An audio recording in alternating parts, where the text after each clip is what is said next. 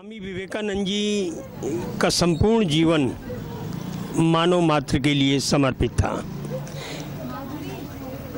उन पर जितना भी साहित्य उपलब्ध है, मैं समझता हूँ कि वो हमारे लिए बहुत काफ़ी है। लेकिन आज उनकी पुण्यतिथि के अवसर पर उनके लिए जो संदेश यात्रा निकाली है, निश्चित रूप से आने वाली पीढ़ियाँ इससे बहुत कुछ सीखेंगी। संस्थाएं, बहुत सारी संस्थाएं काम कर रही हैं, लेकिन उनका हर शब्द, हर वाक्य सूक्ति बन गया है। स्वामी जी राष्ट्रीय और अंतर्राष्ट्रीय दोनों ही मंचों पर पूरे विश्व का मार्गदर्शन करते रहे हैं। सच्चे अर्थों में अगर भारत का नाम विश्व में हुआ है तो उसमें स्वामी विवेकानंद जी की भूमिका सर्वोपरि है। आज भी उनके प्रासंगिक विचार हमें प्रेरणा देते हैं। मेरी शुभकामनाएं हैं इस संदेश यात्रा के लिए। बहुत बहुत धन्यवाद। हम विवेकानंद जी की पुण्यतिथि पे मैं नीरा अरोड़ा आज अपनी छात्राओं के साथ इस विवेकानंद जी के पुण्यतिथि पर हम जो संदेश यात्रा लेकर चल रहे हैं, उनमें हम ये बताना चाहते हैं कि जिस तरह से विवेकानंद जी ने हमें मार्गदर्शन दिया, एकता का रूप दिया, एक समाज को उन्नति के लिए उन्होंने सकारात्मक जो शब्दों और जो धर्म की बात की, प्यार कीजिए, समर्पण कीजिए। हम लोग सिर्फ सेल्फ सेंटर्ड होकर के रह जाते हैं। अगर समाज, अपना परिवार का अगर उत्थान करना है तो समर्पित होकर चलिए, प्यार बांटते हुए चलिए और आगे अपने जो विल पावर है इसको कभी नीचे नहीं डिगाओ। कभी भी असमय या असह्य परिस्थितियों में हम लोग बहुत जल्दी हिम्मत हार जाते हैं। हिम्मत नहीं हारनी चाहिए।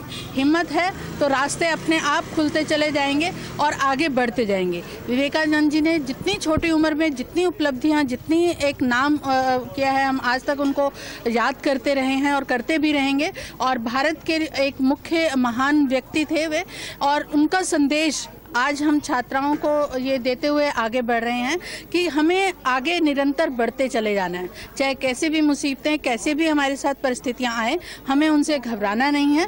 प्रेम का संदेश बांटते हुए, समाज में सकारात्मक सोच रखते हुए हमें आगे बढ़ते ही जाना है और बढ़ते ही जाएंगे। रास्ते अपने आप खुलते चले जाएंगे, मंजिलें हमारे पैर चूमते रहेंगे। जय हिंद।